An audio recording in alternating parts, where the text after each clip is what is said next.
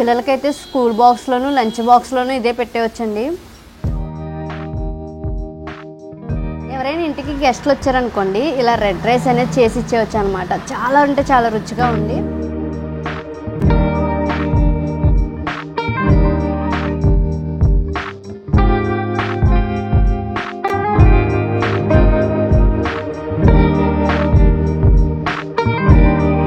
నిజంగా ఈ రెసిపీ మీరు ఒక్కసారి చేసి పెట్టుకుంటే చాలండి.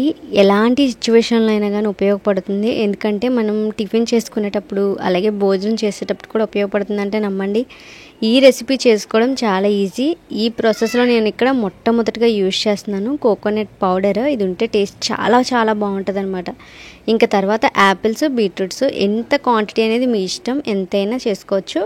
నేను ఇక్కడ ఒక పెద్ద సైజు బీట్రూట్ తీసుకున్నాను కదా, మొత్తం పీల్ ఆఫ్ చేసుకుంటున్నాను. సో బీట్రూట్ తీసుకున్నాను కాబట్టి ఇక్కడ నేను 3 యాపిల్స్ తీసుకున్నాను అనమాట. సో మీరు ఎన్నైనా తీసుకోవచ్చండి, no problem. So beetroot apple combination వచ్చేసి పిల్లలకి చాలా హెల్త్కి మంచిదన్నమాట. పిల్లలకి స్నాక్స్ బాక్స్లోను లంచ్ బాక్స్లోను ఇదే రెసిపీ చేసి పెట్టేయచ్చు. ఈవెన్ బ్రెడ్ నుంచి రైస్ వరకు ఎలా అయినా యూజ్ చేయొచ్చు అనమాట. సో మీరు స్కిప్ చేయకుండా చూడండి, సరేనా? ఇప్పుడు యాపిల్స్ని బీట్రూట్స్ని నీట్గా కట్ చేసేసుకొని ఇప్పుడు వీటన్నిటిని కూడా బౌల్లోకి వేసుకుందాం. చిన్న చిన్న పీసెస్గా కట్ చేసుకోండి, తొందరగా మనకి మెత్తబడతాయి అన్నమాట. ఇప్పుడు యాపిల్స్ని బీట్రూట్స్ని బౌల్లో వేసుకున్నాం కదా, ఇందులో 1/2 టీ స్పూన్ కంటే తక్కువ సాల్ట్ అనేది వేసుకోండి. సాల్ట్ వేసుకోవడం వల్ల టేస్ట్ బాగుంటుంది అండ్ తొందరగా మనకి ఇవి ఉడికిపోతాయి అన్నమాట. మనం వీటిని డబుల్ బాయిలింగ్ చేయిస్తాము. సో ఇలా ఉడికించడంలోనే ఉంటుందండి, పచ్చి వాసన రాదు. యాక్చువల్గా బీట్రూట్ స్మెల్ వచ్చిందంటే పిల్లలు అసలు తినరు కదా. సో మనం డైరెక్ట్గా ఇలా మనం డబుల్ బాయిలింగ్ చేసుకుందాము. చాలా తొందరగానే ఉడికిపోతుందండి, సాల్ట్ వేసాం కదా. సో ఎక్కువ టైం కూడా పట్టదనమాట. ఈ ప్రాసెస్ అనేది ముఖ్యంగా పెద్దల నుంచి పిల్లల వరకు ఎవరైనా ఇష్టపడతారనమాట, ఉత్తినిగానే తినేయగలుగుతారు. వీటిని మనం ఇలా డబుల్ బాయిలింగ్ చేసుకొని చక్కగా మూత పెట్టేసుకున్నాం అనుకోండి, కరెక్ట్గా ఒక 7 మినిట్స్లో మనకి మెత్తగా కుక్ అయిపోతాయి అనమాట.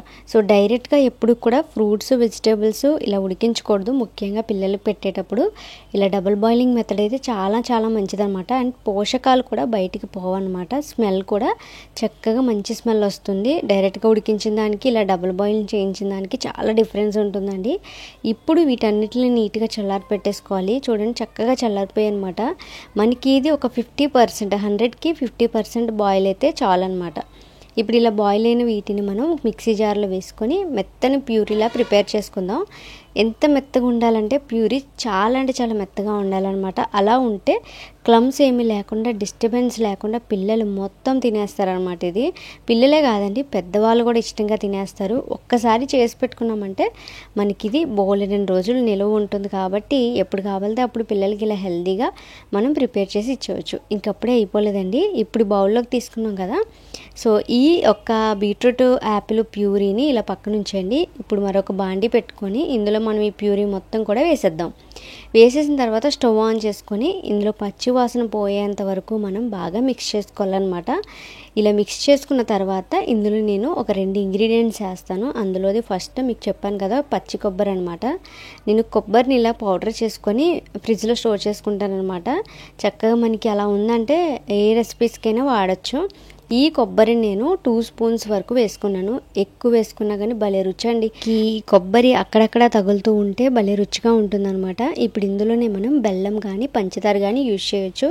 నేను ఇక్కడైతే పంచదార యూజ్ చేస్తున్నాను అనమాట. మనం 1 కప్ వరకు ఇక్కడ పంచదార వేసుకుంటే సరిపోతుందండి. మనం ఇది మంచి లూజీ కన్సిస్టెన్సీకి వచ్చేంత వరకు బాగా మిక్స్ చేయాలి. అంటే మనం వేసిన షుగర్ మొత్తం మెల్ట్ అయ్యి చక్కని తిక్కి పేస్ట్లోకి వస్తుంది అనమాట. సో మనం ఈజీగా ఇంట్లోనే బీట్రూట్ జామ్ అనేది ప్రిపేర్ చేస్తాము. ఇదే విధంగా స్ట్రాబెర్రీ, కివి, గ్రేప్స్, పోమోగ్రానైట్స్ అన్ని రకాల ఫ్రూట్స్ వేసుకుని మనం జామ్ కూడా ప్రిపేర్ చేసుకోవచ్చు. అది కావాలనుకుంటే కామెంట్ చేయండి, సార్ నెక్స్ట్ వీడియోలో పోస్ట్ చేస్తున్నాను. మీరేం చేస్తారంటే మీ పిల్లలకి ఇలా హెల్తీగా ఏదైనా జామ్ పెట్టాలి అనుకుంటే ఫస్ట్ ఈ జామ్ అనేది ఇంట్రొడ్యూస్ చేయొచ్చు అనమాట బేబీస్కి. బ్రెడ్స్లోని మనం బ్రెడ్స్ తెచ్చేసుకుంటాం కదా, ఒకసారి వేడి చేసి ఇలా జామ్ అనేది లోపల పెట్టేసేసి పిల్లలకి ఇచ్చామనుకోండి హెల్తీగా తినేస్తారు స్కూల్లోనూ. ఇప్పుడు ఇందులో కొంచెం ఫ్లేవర్ కోసం నేను ఇక్కడ వెనిలా ఎసెన్స్ కానీ, స్ట్రాబెరీ ఎసెన్స్ కానీ, పైనాపిల్ ఎసెన్స్ కానీ, బాదం ఎసెన్స్, చాక్లెట్ ఎసెన్స్ అయితే ఇంకా బాగుంటుంది అనమాట. మీ దగ్గర ఏ ఎసెన్స్ ఉన్నా కానీ యూజ్ చేయొచ్చు. నేనైతే పైనాపిల్ పైనాపిల్ ఎసెన్స్ వేసాను. సో ఇది మా పిల్లలకి బాగా నచ్చిందనమాట. ఈవెన్ మా వారు చపాతీలో కానీ మా పిల్లలు కూడా చాలా ఇష్టంగా తినేస్తున్నారు. చపాతీ కాంబినేషన్కి ఏంటి పూరీ కాంబినేషన్ కూడా చాలా బాగుందండి. సో ఇది ఎలా అయినా మనం ఫోల్డ్ చేసుకుని ఉత్తిగానే తినేయచ్చు అనమాట, అంత బాగుంటుంది. ఇందులో లాస్ట్గా ఇంకా మనకి అయిపోతుంది అనగా మనం ఇక్కడ 1 టీ స్పూన్ వరకు నిమ్మరసం వేసుకుంటే మనకి టేస్టీ అయిన జామ్ అనేది రెడీ అయిపోతుంది. ఇలా మిక్స్ చేసుకుంటూ ఉండాలండి. జామ్ కన్సిస్టెన్సీకి మీకు తెలిసిపోతుంది, మనం బాండీ నుంచి సపరేట్ అవుతూ ఉంటుందన్నమాట. అప్పుడు మనం ఇంక ఇది దించేయచ్చు. ఎప్పుడైతే మీకు జామ్ ప్రిపేర్ అయిందని ఎలా తెలుస్తుందో నేను మీకు చెప్తాను.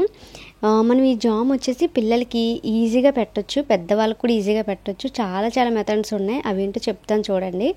ఒక ప్లేట్లోకి ఇలా జామ్ అనేది తీసి చూస్తే కిందకి పడిపోకూడదు అనమాట. జారిపోయి పడిపోయిందంటే ఇంకా జామ్ ప్రిపేర్ అవ్వలేదని అర్థం. సో ఇక్కడ మనకి కరెక్ట్గా జామ్ అనేది రెడీ అయిపోయింది అనమాట. ఇప్పుడు మనం ఇంకా సర్వింగ్ బౌల్లోకి తీసేసుకోవడమే. డైరెక్ట్గా ఇలా తిన్నా కూడా చాలా బాగుంటుందండి జామ్, నిజంగా చాలా టేస్టీగా కూడా ఉంది. బీట్రూట్ వాడామని కూడా పిల్లలకి తెలియదు అనమాట. మనం ఏదో కలర్ఫుల్గా చేసామనుకుంటారు పిల్లలు.